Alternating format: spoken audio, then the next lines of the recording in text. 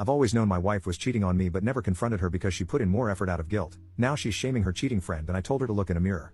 My 29M wife, 29F, has been having an affair for 2 years, and I have been aware of it pretty much the whole time. We've been together for 7 years, married for 5, and we don't have kids. I have been working from home since COVID hit, and for the last 3+ years, she has been a secretary in a large office building. Now, I'm not going to pretend like we had the perfect marriage 2 years ago and that I can't believe she would do this. I was totally complacent in my life and really wasn't putting much effort into our relationship at all. That doesn't excuse what she did, and she had her own issues with intimacy and communication that led us to where we were then. I just want it clear I'm no saint in all of this. I totally understand we were basically roommates that, on rare occasions, satisfied each other's needs in bed. Well, I found out right away when the emotional affair started. I've got everything logged into every device we have, including my work computer.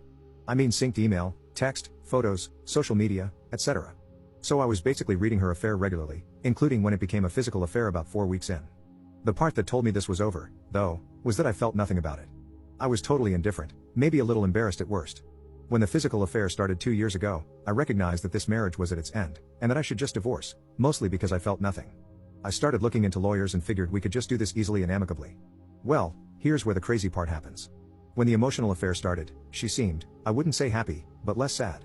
Then the weekend after the physical affair started, I got the shock of my life. She came into my office that Saturday morning and asked me to take her on a hike and picnic.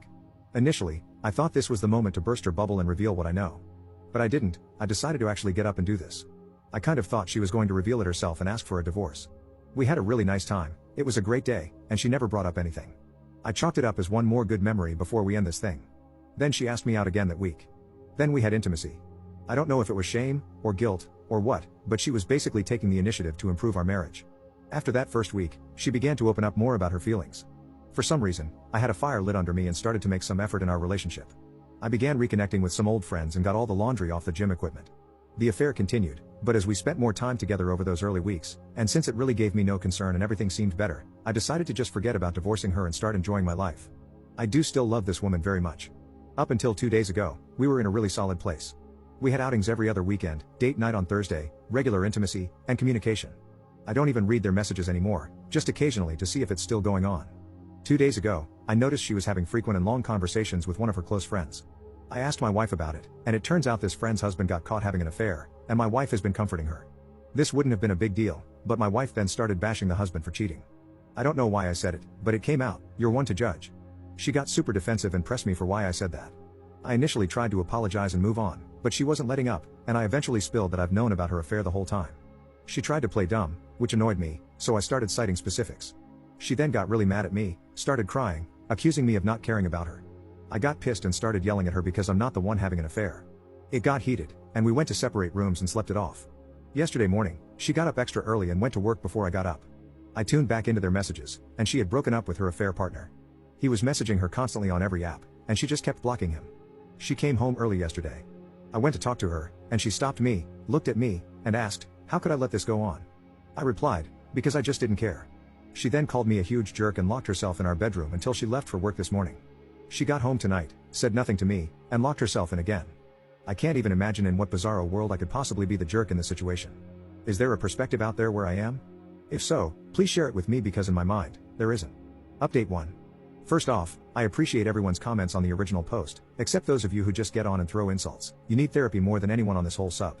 Anyway, the conversations I'm going to share below were in no way linear. We jumped around in topics, talking about this, which led to that, only to come back to this, reveal that, and so on. So, I'm going to just try and put it all together as coherently as possible. Like I said in a comment on the other post, my wife finally came out at around 12:30 a.m. Friday and joined me on the couch in my office.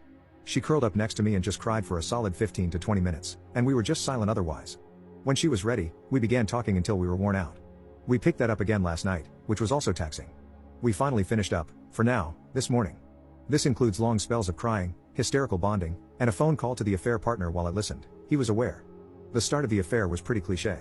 Flirty small talk makes her feel good, escalates, becomes messaging and sharing personal details, and eventually leads to kissing. Probably don't need to explain the rest of the escalation from there.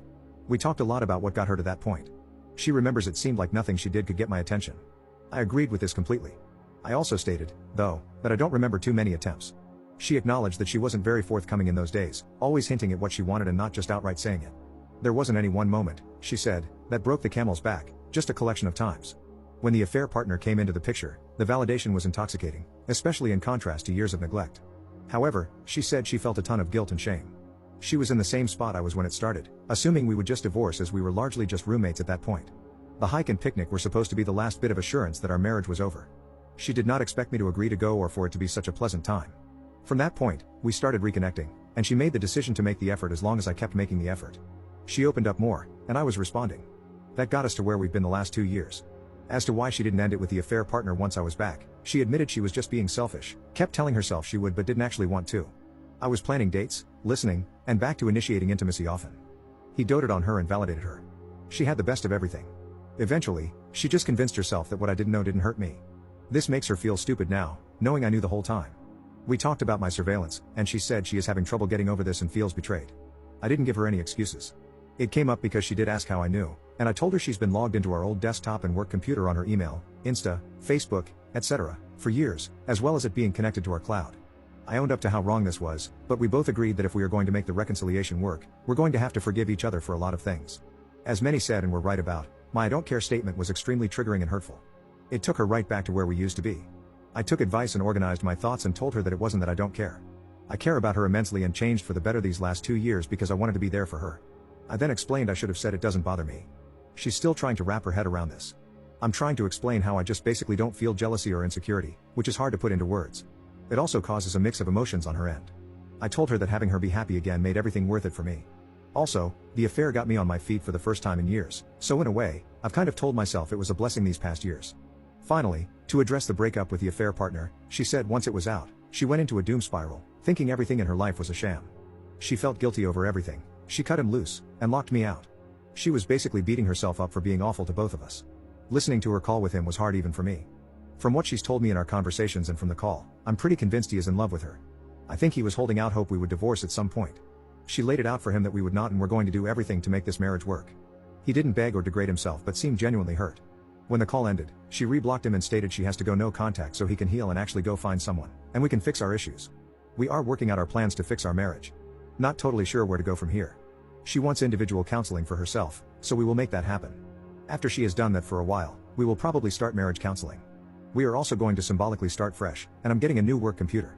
From there, it's being open and honest with each other every day and making sure we are present in our lives. I love this woman very much and want to make this work.